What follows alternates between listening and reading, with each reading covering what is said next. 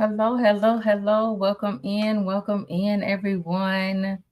It's Coach Sheree here. Just going to give a few minutes for everyone to come in.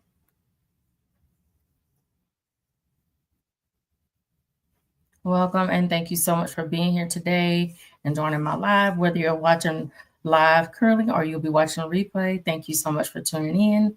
I'm going to give a few minutes for people to come in. We'll get started. Got a hot topic for you all tonight. Let's see here.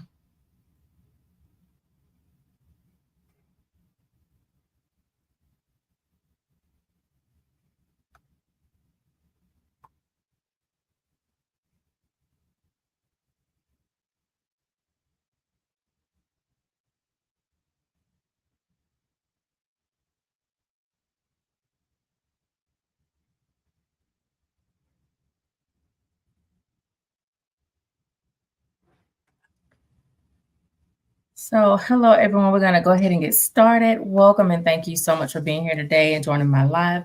I'm Coach Sheree, the single parent life coach, a certified life coach dedicated to uplifting, encouraging, and guiding single parents. My mission is to provide clarity, understanding, and practical steps to help you navigate single parenthood with confidence.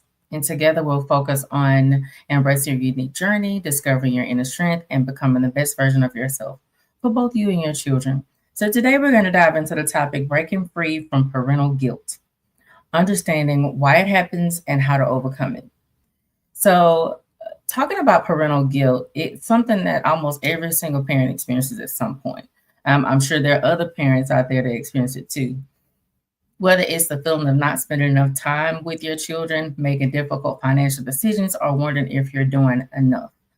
This type of guilt can be overwhelming. But what if I told you that guilt doesn't have to define your parenting journey? In today's discussion, we're going to dive into why parental guilt happens, um, also how it affects you mentally and emotionally. And so, most importantly, how to release it and step into confidence as a single parent.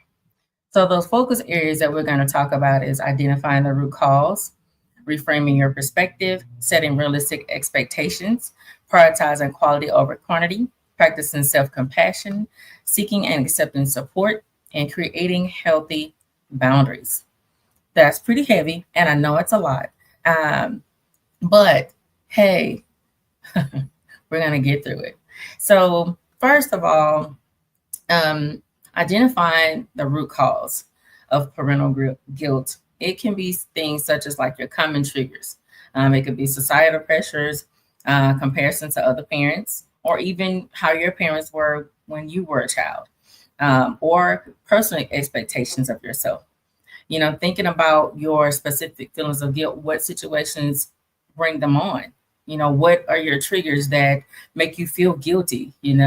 Whether it's not being enough, not having enough, or there's always something going on. Um, Journaling can be a really helpful tool here to jot those things down so that you can see where the parental guilt is coming from and what those triggers are. Now, reframing your perspective is something else that you can do. You can change how you think about it. It's important to shift your focus from perceived failures. What do you perceive failures are? What have you done in your life that you feel like it's a failure? And where does that come from? Is that something that someone told you was a failure, or do you think that's a failure? Recognizing your achievements. For example, instead of thinking I didn't spend and then I didn't spend enough time with my children today, consider I engaged deeply during our time together. Whatever time you have with your children, it matters, or your child, it matters. So it shouldn't, no matter the time, as long as it's quality amount of time. So you can use positive affirmations to help with this, to help shift this. Like I just stated, I didn't spend enough time. You can switch it and say, you know what, I engaged deeply during our time together. I got a chance to speak one-on-one with them. I have three, so I have to sometimes speak one-on-one with them. And so if you just have one child, then of course, it's important to have that quality time with them, but make sure that that time is quality time. So, meaning that you have spent time that you value, whether it's watching a movie together, whether you have played blocks, depending on how young they are, depending on if you have actually sat down and figured out what's bothering them, what's going on with them, positive or negative. And as long as you have gotten to those key factors or key points, things that you wanted to address or needed to address or needed to embrace, then that's quality. So the next thing is reason why we um, experience parental guilt is that we have unrealistic expectations. So it's best that we set realistic expectations of ourselves as parents. You know, parenting is not about perfection. We are imperfect people. So what you have to do so that you avoid guilt in this area of thinking that you have to be perfect, because of course I've dealt with that too. Best thing is to identify what's most important for your family and recognize it's okay to let go of anything that's least important. Um, make a list of things that are essential and find out what can be adjusted or eliminated. And that way, you're not feeling overwhelmed. You're not feeling as if you aren't meeting your expectations or your children's expectations. And then actually sit down with them and talk to them to find out, hey, what is it that you feel like I should be doing? I should do, I'm not doing enough of. Their thought process, their opinions, it matter. How they feel, it matters. Because then that way you know where you need to adjust or eliminate certain things, so that you are spending enough quality time so that they know what to expect from you. And you're not overdoing it, trying to meet their expectations. And also being honest and saying, okay, this is what I can do. Give me time, be patient with me. Because as parents, we don't know it all. We do what we know to do, but having those meaningful conversations will allow you to not overdo it. And so again, here goes that quality, prioritizing quality over quantity. In parenting, it's not about the number of hours spent, but meaningful interactions that matter. You can plan intentional activities, that foster connection, whether that's, I know every night my children and I do prayer time together and we talk about what we've read and we figure out how that is relatable to what we're dealing with currently, whether it's individually or collectively as a family. And so sometimes what we'll do is we'll do like a game night. Um, and that game night is meaningful. Sometimes it's Friday night, sometimes it's Monday nights, any night that we, or Saturdays or Sundays, whatever night that we can uh, put in the books or put on my calendar, we make sure that that's important, to do it in a spontaneous way. And then that way, sometimes it's just a conversation during dinner. And that to me is, they're like, oh, okay, mom, here we go talking again. But it's meaningful because we get a chance. Sometimes that's the only time that you may have that's quiet. That's the only time where you have that everybody's together. That may be the only time where you don't have anything that's you're not rushing to eat dinner. I know for me, there are certain things that I have to do that may warrant more of my time versus dinner time. Sometimes we're eating separately. So again, figure out how that works for your family. Incorporate those times that will be intentional so that you can foster really good connection with each other and not looking at the amount of time, but the quality of that time, not the quantity. And then of course, I'm real big on practicing self-compassion, giving yourself grace. You want to remember that it is okay. Okay, here comes that imperfection coming. Perfection coming. It's okay to be imperfect. What you want to do is, treat yourself with the same kindness you would offer to a friend in your shoes. Incorporate daily self-compassion practices, like reflecting on one thing you did well each day. And so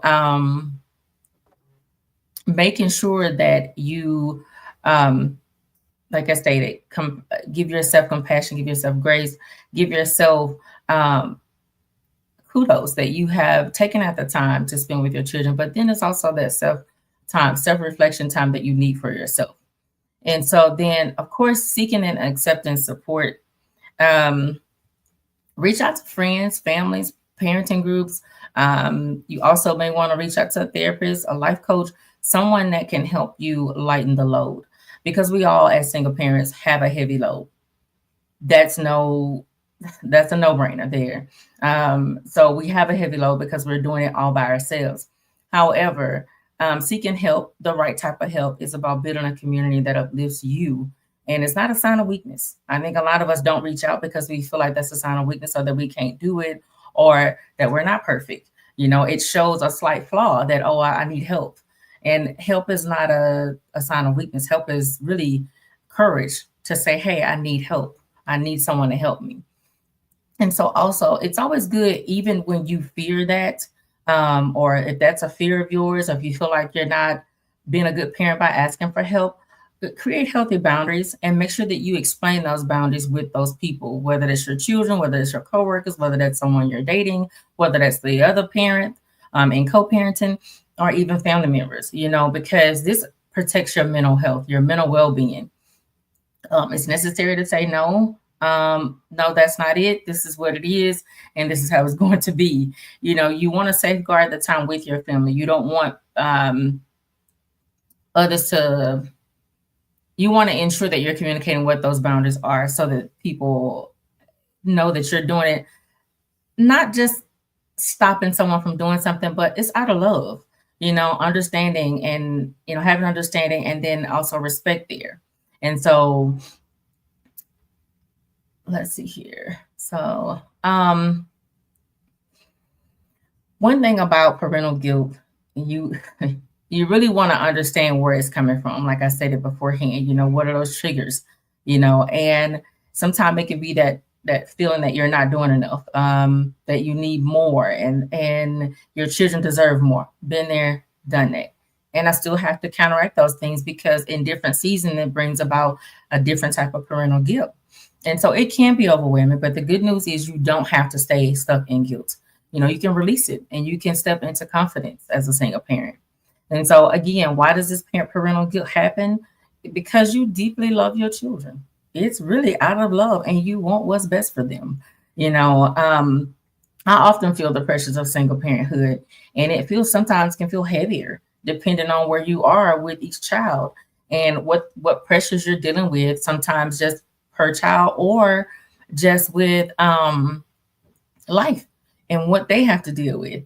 So you feel like you're doing it alone. But here, I'm going to give some common reasons why, single parents experience guilt. Now, I was a single parent at the age of 19. I've never been married. But I also know what like divorce and separation how that can affect a child too. So if you're a single parent from after a divorce, or you're currently separated, going through a divorce, you worry about how that affects that child. You worry about the time guilt, feeling like you don't spend enough, financial guilt, like you're stressing over providing enough for your child, because it's changed from being a two-parent household to being a one-parent household.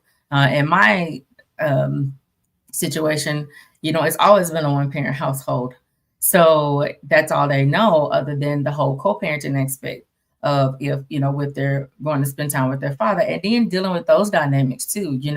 Sometimes you feel the guilt of, oh, well, I think I created this situation, or we created this situation for the children, but you cannot allow that to stay there. You can't stay stuck in the area, because again, that's an imperfection, or that's you trying to be perfect.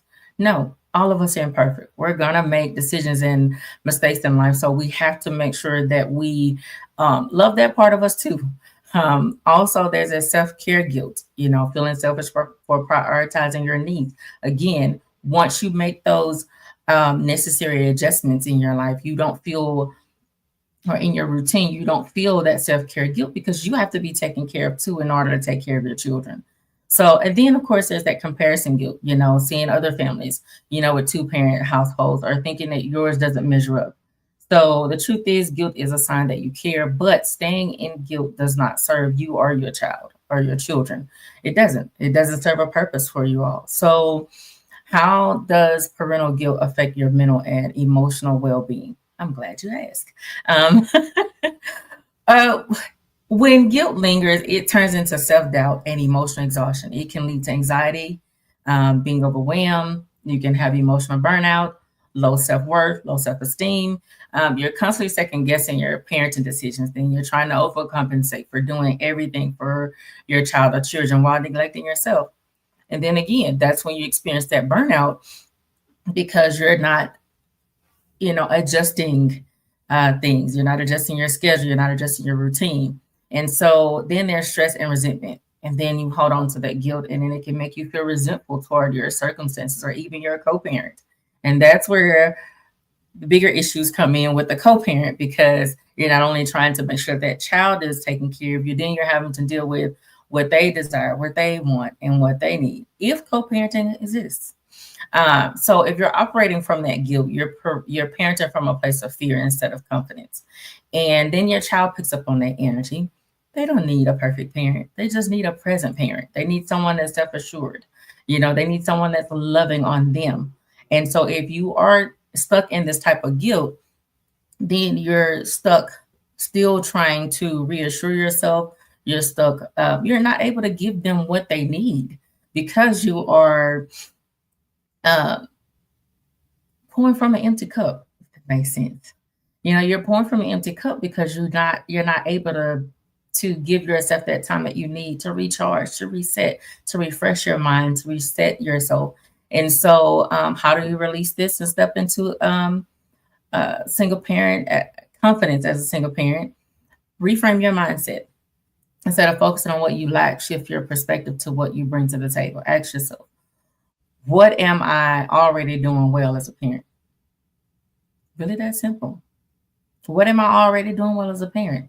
You're taking care of them, you're paying bills on time, or you're making payment plans, however you need them to do it. But nothing is lacking. If there may be stress there, financial strains, but nothing is lacking. Be grateful in just that. How can I show my child or my children love and in other ways, not just, that one way that you're always showing it, be creative, figure out how they would feel more loved by you. What strengths do I have as a single parent? Remind yourself, affirmations, you are enough. You are doing your best with what you have, and your best is valued. And also, we also have to let go of the perfect parent myth. There's no such thing as a perfect parent. Two-parent households aren't perfect either. Single parent homes, you know, they aren't either, but they can be full of love and stability and joy that you would think would come from a two-parent household. You know, a child, children need a real parent. They need someone who's going to show up for them and they can see your efforts and your actions. And so, affirming your worth and speaking positive about yourself. You can, like I said beforehand, changing it from I'm not doing enough to saying I am doing my best and my best is enough. I feel guilty for working is one that we say, and just say I am providing for my child or my children's future. One of those things we may say is I wish I could do more. I've said it a bunch of times. Say I give my child truly what matters: love, care, and stability. And so you want to focus on the connection that you have with your children over perfection. What your child needs most is a strong connection with you. What your child needs most is your love, your understanding, you being able to listen and creating a safe space for them. Putting aside that guilt and focusing on those bonding moments, no matter how small, like I said earlier, quality over quantity. A connected parent is a confident parent. And so when you step into being confident as a single parent, it goes from you recognize the power that you have within. You're raising children, with resilience, with love, with intention. Instead of letting that guilt define you, step into the truth of who you are. You are capable, you are enough, you are providing what your child truly needs, and that's you. They're not going to remember how much money you spent on them. They're not going to remember, how many trips you took them on. What they will remember is the time that you spent on a trip or that you actually went on a trip, despite maybe whatever your circumstances were. Even if you did a staycation, that's just something that they are going to remember. They're going to remember even if they're smaller, they're going to remember the toys that you bought them or the movies that you sat down and watched with them. They're going to remember that it's us that look at the bigger things, oh, well, I did this and I did that. No, no, no, no, no, no. Again, quality over quantity, and so You can release that guilt and own your journey, and be proud of yourself. I'm not saying be prideful, be proud of yourself for where you are. You know, you got this. You're not alone. And so, as we conclude today's session, remember this: parental guilt is a sign that you are deeply caring for your children, that you love them. It should never be a burden that holds you back. You want to remember that breaking free from parental guilt is a continuous journey. Be patient with yourself. There are some action steps that you can take. I challenge you to identify one area where you feel the most guilty at and reframe it, with self compassion. Again, taking those things and turning them into affirmations, those things that you say that you can't do, such as I'm failing. You can say, I'm doing my best, and that is enough. So I want to thank you for being here. Thank you for watching the replay. If you're not watching live currently, thank you again for taking those steps and the courage to tackle all these feelings that you feel about your parental guilt.